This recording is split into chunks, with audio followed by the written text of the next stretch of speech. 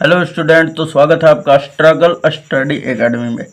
तो आज के इस वीडियो लेक्चर में हम लोग दोस्तों देखेंगे बहुपद, जिसे हम लोग पॉलिनोमियल भी कहते हैं। और आज के इस वीडियो लेक्चर में हम आपको बताएंगे प्रश्नावली 2.4।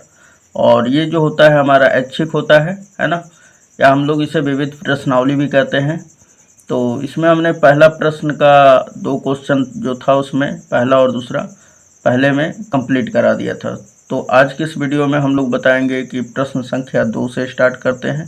तो आइए, प्रश्न संख्या 2 इस प्रकार है हमारा। तो यहाँ पे दिया हुआ है कि एक त्रिघात बहुपद प्राप्त कीजिए, यानी आपको त्रिघात बहुपद प्राप्त करना है। और त्रिघात बहुपद क्या होता है दोस्तों? ax³ plus bx² plus cx plus d, है ना। तो ये हमारा जो त्रिघात बहुपद का हम कह दें कि ये व्यापक रूप होता है ना। तो अगर आपसे प्रश्न में मतलब मान लीजिए कि बोर्ड एग्जाम में अगर पूछ दे 1 नंबर में कि त्रिघात बहुपद का निम्नलिखित में से व्यापक रूप है, तो आप क्या बताएंगे? ax³ plus bx² plus cx plus d, right, बराबर 0 भी कह सकते हैं आप। अब यहाँ पे ध्यान दीजिएगा, एक क्वेश्चन और आ जाता है कि एक त्रिघात बहुपद में अधिकतम कितने शून्यक प्राप्त किए जा सकते हैं। तो क्या पूछ रहा है? एक त्रिघात बहुपद में, इसका मतलब कि जब त्रिघात यानी 3 घात वाला अगर बहुपद है, यानी उसमें चरों की अधिकतम संख्या 3 है, तो अधिकतम शून्यकों की जो संख्या होगी वो 3 होगी।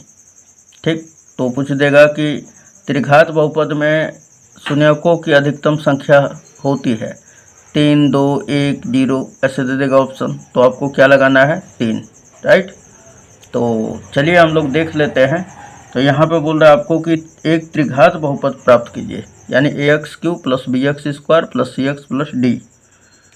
अब तो हम लोग सबसे पहले तो यहाँ पे लिख लेंगे कि माना एक त्रिघात बहुपद ax³ plus bx² plus cx plus d बराबर 0 है ना। या 0 नहीं भी लिखेंगे फिर भी चल जाएगा, राइट। अच्छा, आगे फिर पढ़ लेते हैं हम लोग। बोल रहा है आगे फिर क्या दिया हुआ है, उसमें ABCD का मान निकालना होगा। तो ABCD का मान कैसे निकालेंगे?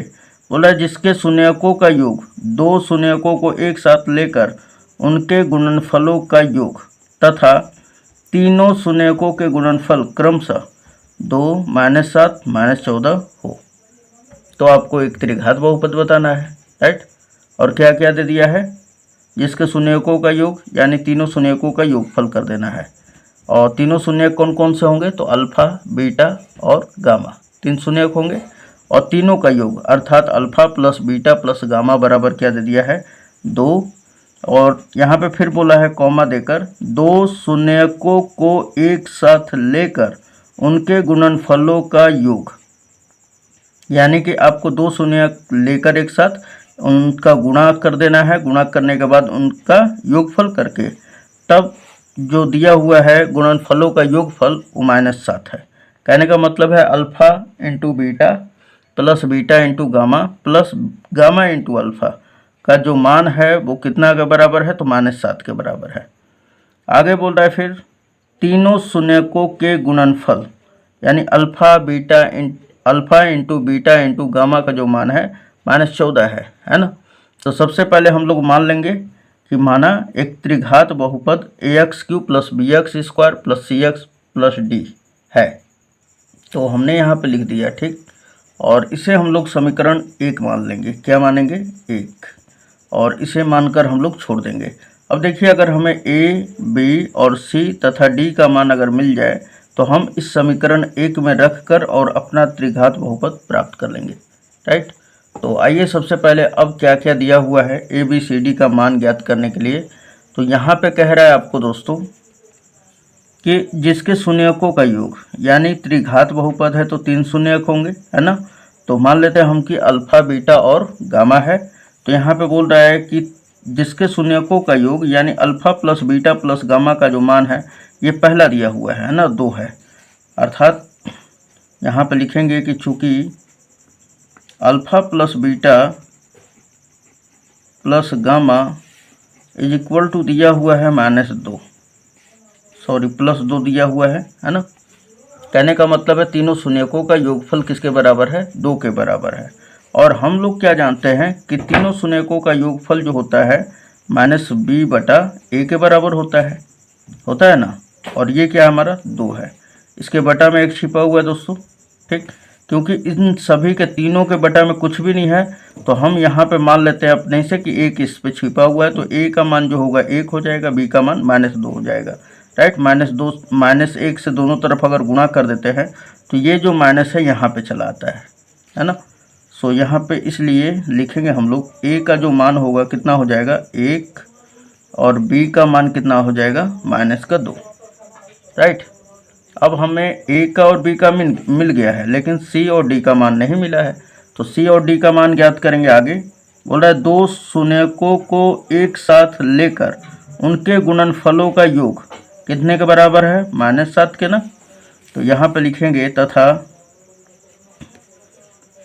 चाहे अब लिख देते हैं, अब alpha into beta plus beta into gamma plus gamma into alpha is equal to किसके बराबर होता है, क्या आप बता सकते हैं, c/a के होता है ना। किसके बराबर होता है, c/a के। और इसका जो मान है किसके बराबर है, तो यहाँ पे देख लीजिए आप -7 के बराबर है। तो यहाँ पे लिखेंगे -7, क्या लिखेंगे -7, और बटा में कुछ नहीं है तो 1 मान लेते हैं। और ये किसके बराबर होगा, तो ये बराबर हो जाएगा c/a के, है ना, c/a के। या आप पहले यहाँ पर भी लिख सकते थे, ये -7 के बराबर है, चाहे लीजिए हम लिख दे रहे हैं यहाँ पर भी -7 के बराबर था, है ना। तो अब हमने क्या किया कि c/a लिख लिया हमने, उसके बाद ये -7 के बराबर है और बटा में 1 छिपा हुआ है। तो a का तो मान 1 था ही हमारा, चाहे 1 रख भी देंगे तब पर भी c का मान क्या आएगा, -7। तो यहाँ पे आ जाएगा आपका c का मान -7, राइट। अब d का मान निकालते हैं, तो d का मान कैसे निकालेंगे, यहाँ बोला तीनों शून्यकों का गुणनफल -14 के बराबर है, अर्थात अल्फा इंटू बीटा और into gamma is equal to किसके बराबर है, -14 के। यानी तीनों शून्यकों का गुणनफल अर्थात तीनों का गुणा कीजिए। लेकिन हम लोग क्या जानते हैं कि ये तो -d/a के बराबर होता है ना, -d/a के। और ये किसके बराबर है, -14। माइनस से माइनस कैंसिल आउट, a का मान कितना है 1,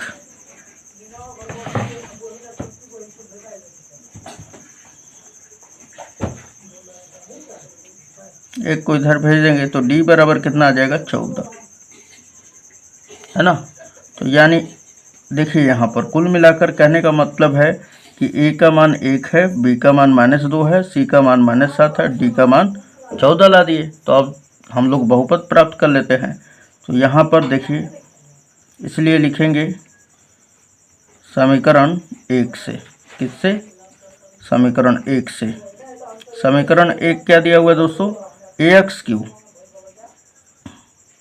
यहाँ पे लिख लेते हैं ax3 plus bx² plus cx और प्लस d बराबर 0। अब a b c d का मान रख देते हैं। तो बताइए a का मान कितना था, 1 था ना, तो यहाँ पे 1 रखेंगे तो ये हो जाएगा 1 इंटू x3, फिर प्लस b का मान कितना है दोस्तों, क्या बता सकते हैं, b का मान यहाँ पे देखिए -2 हमने निकाला है ना, तो यहाँ पर रख देंगे -2 और ये ब्रैकेट लगा के लिखते हैं, है ना, -2 और ये x² लिखेंगे यहाँ पर, x² प्लस c का मान कितना आया है, ये -7 दिया हुआ है तो यहाँ पे -7 रख देंगे और इंटू x प्लस d का मान कितना है 14 और ये बराबर हो गया 0 के। अगर अब आप इसे अच्छी तरह से लिखना चाहते हैं तो 1 का x³ में गुणा करेंगे तो x³ और ये माइनस प्लस क्या होगा माइनस का, और 2 में x² का करेंगे तो 2x², ये माइनस प्लस माइनस हो जाएगा ना, ये हो जाएगा 7x और ये प्लस 14, है ना, बराबर का 0। ये आप यहाँ पे लिख लेते हैं हम अच्छी तरह से। तो अभिष्ट हमारा जो त्रिघात बहुपद होगा वो क्या हो जाएगा दोस्तों, तो x³ फिर माइनस 2x स्क्वायर, देख रहे हैं आप यहाँ पर क्या हो जाएगा, माइनस का 2x स्क्वायर, फिर माइनस 7x और फिर प्लस 14 इज इक्वल टू 0। तो उम्मीद है ये आपको वीडियो लेक्चर बहुत ही अच्छा लगा होगा, है ना। चलिए नेक्स्ट क्वेश्चन के साथ मिलते हैं। अगर सभी वीडियो देखना चाहते हैं तो आप हमारे नीचे लिंक डिस्क्रिप्शन में दिया हुआ है और वहां से आप सभी देख सकते हैं, है ना। तो आपको कैसा लगा दोस्तों कमेंट में ज़रूर बताइएगा, और हाँ, इस क्वेश्चन को खुद भी करने का कोशिश ज़रूर कीजिएगा, और अगर कर लेते हैं तो कमेंट में ज़रूर बताएं, ठीक है। हाँ, और अगर इसी पे होमवर्क अगर आप चाहते हैं तो हमें ज़रूर वीडियो में कमेंट करके बताएं। मैं आपको स्पेशलिटी इस पर बहुत सारे अनेकों किताब से मैं मतलब बुक्स से अनेक क्वेश्चन दे सकता हूँ, है ना। तो चलिए मिलते हैं नेक्स्ट वीडियो में, धन्यवाद।